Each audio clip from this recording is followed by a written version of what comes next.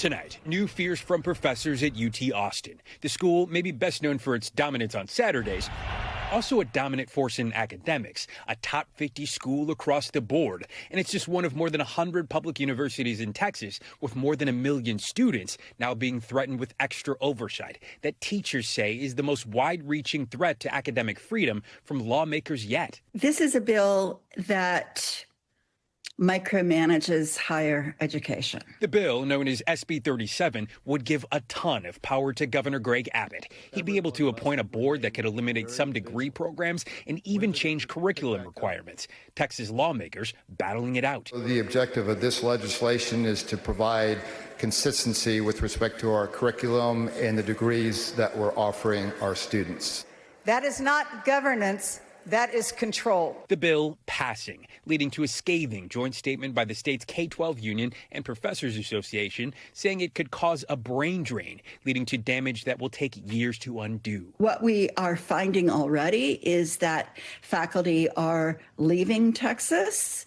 Faculty are not coming to Texas. The measure now heads to Governor Abbott's desk. His office tells us he will thoughtfully review the legislation, and he hasn't been shy on the topic, saying in February, our public universities must also be more accountable.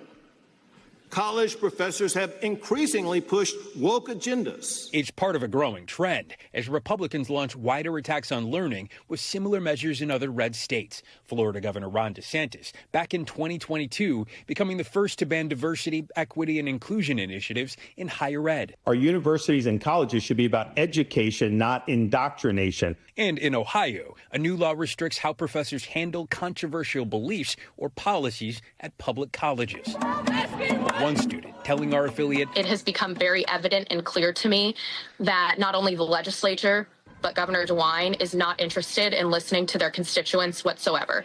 All of it raising a red flag to professors. It has chilled faculty's freedom of expression in the classroom. It has chilled students' freedom of expression in the classroom. I am very, very concerned about the future of higher education in the United States. Fearing what's happening in these states is just the beginning. Steve Patterson is joining us now. So we heard those concerns from faculty members, Steve. It seems like they have two choices, right? Leave or adapt. What's your sense from your reporting here and from talking to folks about what they're going to do with these new restrictions if they go into place? Yeah.